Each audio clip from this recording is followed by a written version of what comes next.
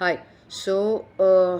I thought that I'll make a mini series of the entire episode with the cops, and since there's a lot of violence going on in my house, I thought keeping a record of everything that I am not framing myself as a victim than I'm actually being a victim, and I'm being victimized in a lot of ways. And if you talk about astral practices or astral installation of whatever methods to harm me, especially through my father's temper, my mother's stance of morality, and myself surviving and being able to record myself in my last breath against a constipated reality in life, which is my body, and also feeling the astral syringe up my G spot and rectum when I'm talking.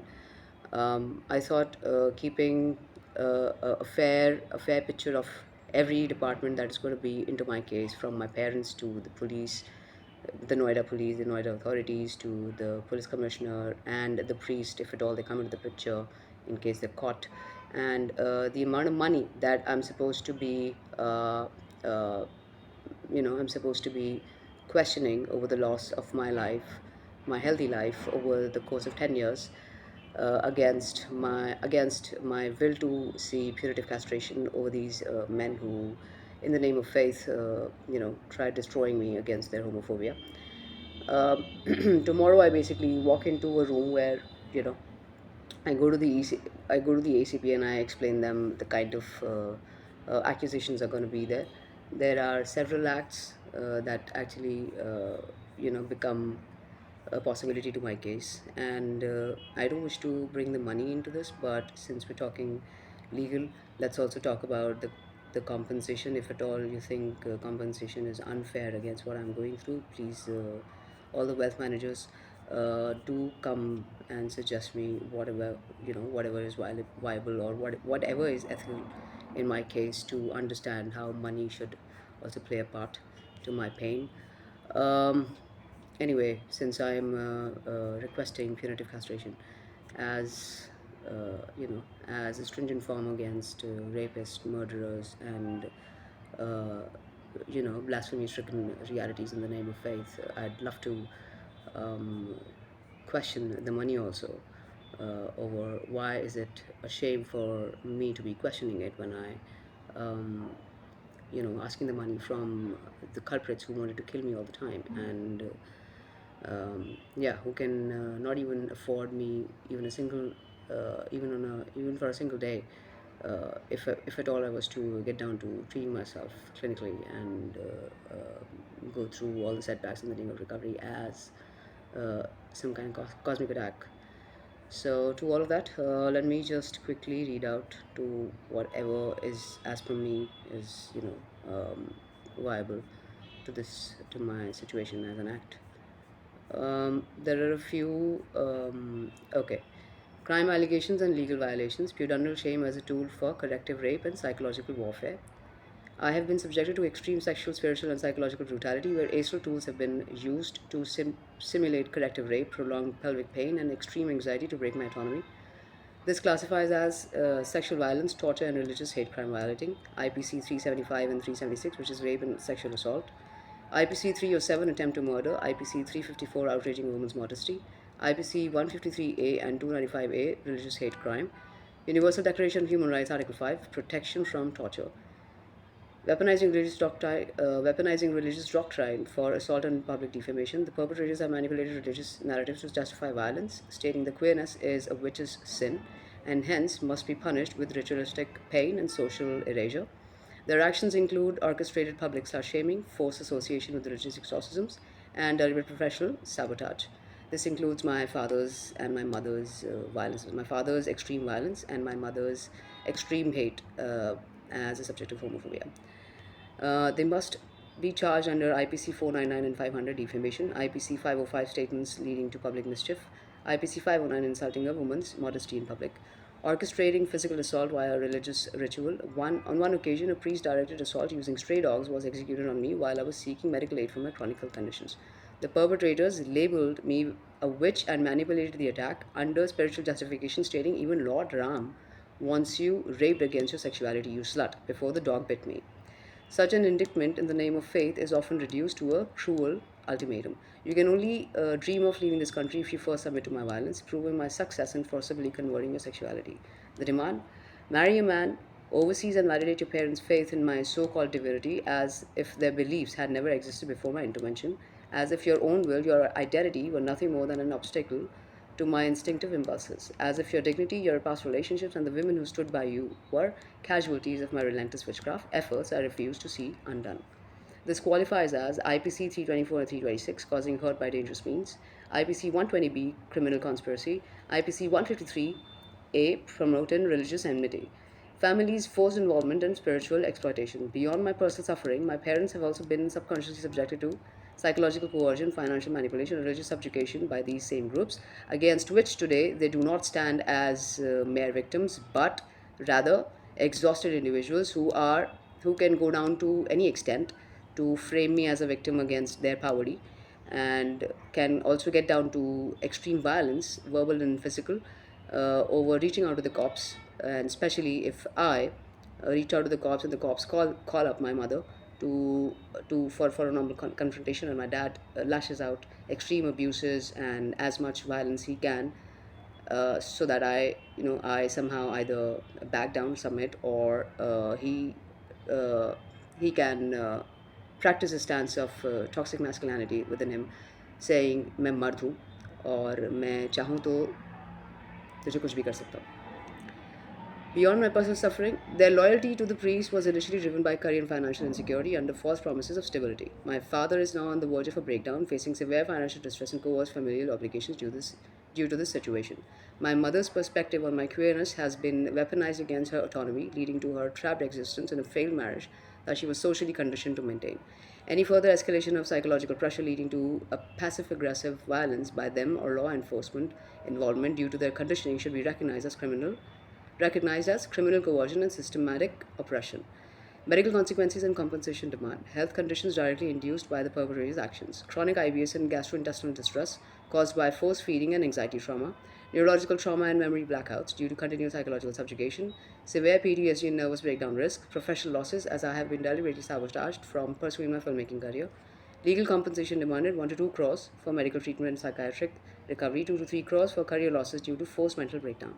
Obligations for peaceful proceedings, immediate arrest and investigation into religious groups that conduct spiritual coercion leading to physical harm, engage in ritualistic gender violence disguised as corrective acts, use faith based manipulation to destroy professional, financial, and mental autonomy, legal protections for myself and my family. Any psychological or physical violence inflicted on my family as a passive response to my case should be recognized as coercion and intimidation.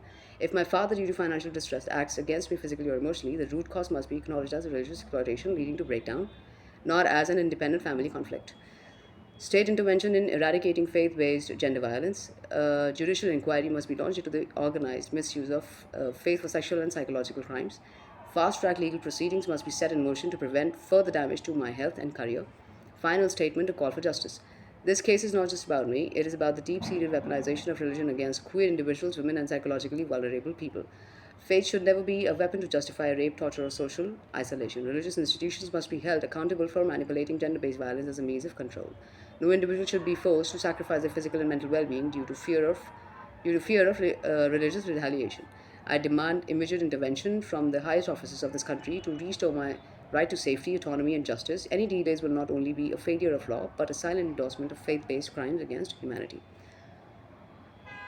Well, this is a humble yet urgent request for immediate intervention into removing racial weaponized tools from my body and putting a stop to the continuous acts of psychological sabotage, chronic pain, infliction, and religious violence.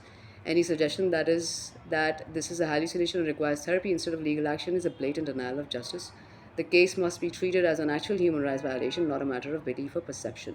Law enforcement officials must drag the perpetrator into the court immediately without delay, ensuring that justice is swift, severe, and uncompromising. Yeah. Now, so this is what my stance is, and tomorrow I seek the ACP. I just before recording this film got a call from the cops to see my mother tomorrow at the police station, and my father had another a violent episode. He blabbered his heart out, saying, "This is the way I'm earning money." when every day over the years, over 10 years, I kept telling them to go see the cop with me, come see the cop with me, and not even once could they step out of the house stating you're a maniac to be queer and have landed us into this, when it was them who went to the priest first, while I from a different profession completely, different academic sense completely, was never inclined into religious beliefs, this cult, that I'd bow down to believing into the fact that corrective rape is a form of what you say, a form of treatment, clinical treatment to homosexuality as some kind of disease. And beyond all of this, henceforth, my parents are illiterate enough to believe this, that it can not be a disease. And he's just had his share of abuses, and possibly he did not touch me because he was going to see the cops, stating that we've caught her once before smoking in the house.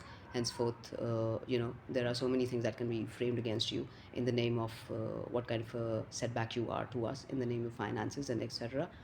When 10 when a decade long reality of me trying to keep some kind of breath inside me possible to be able to explain myself, go to the cops with no penny in my pocket and beg them for as little of $1,000 or something to or just a bus ride to the Himachal police, not even the Himachal police, to the temple, and let me speak to the priest and bring you an evidence that this is what they say when I ask them, why did you do this to me? Because I'm about to call the cops, or probably fix me a senior officer in Himachal, and I can with them go to the temple and get my answers out for you to have an easy proceeding over this, against which my parents have never been in favor of, obviously, because public shaming, and they've brought so much of whatever about it that we're trying to forget it, and we're trying to sell the house to be able to fund ourselves further in future and all of that and stuff.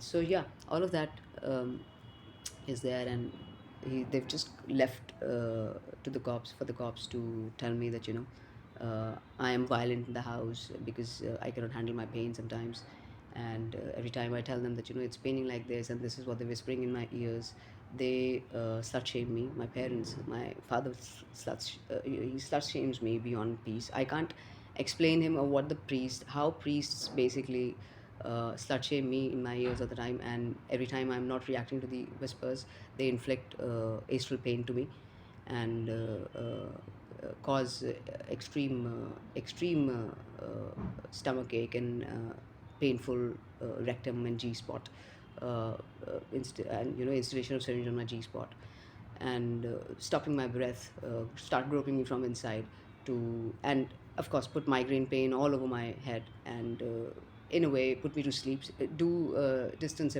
hypnosis and put me to sleep, and conduct sleep paralysis. And then uh, in dream travel I see them violating me further, conducting me violence, making me being beaten by a group of men, and making me feel the pain of it, and stop me from working, stop my calls, stop my professional circle from calling me and checking on the work that we're supposed to conduct narrations on, and all of those. So all of these things, they my father has no idea about this, and he has an idea. I mean, he's seen me working and stuff, but he keeps no shame against all of that. He keeps a shame against over the fact that I need them to uh, go to the cops, explain them what's happening with me, and then seek a further judgment over how am I supposed to be spoken about, because forget my respect and everything, screw self-respect. Being able to understand you in a certain tone is an obligation for you, to have me be able to understand what you're trying to say, because if you talk to me a certain in a certain tone which is higher than my normal capacity to understand you, I cannot process. My mind blacks out and my body starts paining, because I am completely under the possession of those two people. So all of these things are, you know, have just been an episode to my father again, and me bringing up my father again and again over is that because my mom very well, just because he shouts his lungs out and shows, and he conducts as much violence as possible, verbal and physical, on me. My mother has no other option but to hear him, And every time I kept asking my mom to come with me, go to the cops, and let's have a word about it, she always denied, saying you're a piece of shit. But every time, but now when there is, a sense of putting me under the radar, saying I smoke in the house when I don't even have a single fucking penny in my pocket to buy a cigarette, and I have to, oh my god, I can't even tell you how I begged for a cigarette. The thing that he must have, I don't know, caught or something, or so, whatever, I don't know. Against that, he's getting the cops in the house and saying that, I'm going to frame you in a manner that you'd be begging for life and shit, all of that. This is what he said before leaving. So yeah, and that whole accusation, that entire episode of, asking for, this is how you earn money, by framing yourself as a victim and then getting money out of the men who wanted to rape you, or whom we put the request of getting you married to a man, and they started doing whatever the fuck they were doing in the name of wasteful, pardon the language, but whatever they were doing in the name of witchcraft, or some therapy as per them, to my parents, or some kind of treatment against my sexuality, to have me be married to a man or be interested in a man, sabotaging my entire career and changing the quality of my circle, professional and social, uh, making me meet men that were illiterate enough to, address me as a slut, than a mere individual who will be aggressive against against any kind of defamation, or against any kind of act of disrespect, completely in the interest of mutual respect. So yeah, um, I'm about to post it. I mean, tomorrow I'm gonna update you all about what's happening, and I would love to learn, what can be the safe measures further, if at all the police reacts against me, or if at all my parents go further. And this video can be, and this entire series could be, I'd request everybody to not take it as a subject of mockery at all, please, because if at all this does not get exposed to reality beyond me, the way they are, if I start giving you the details of how they work, these priests work, it's going to be very horrific for people who miss out on them, because not just me, it can happen with anyone on the planet. And it is very lethal, it's very aggressive, and it's extremely painful, and it's super violent. So this is for all the possible NGOs who are, active against such things, and who understand how racial practices basically work. And someone who does hypnosis, and someone who is a clinical hypnotist, will understand what I'm going through and how to clear this out in my life.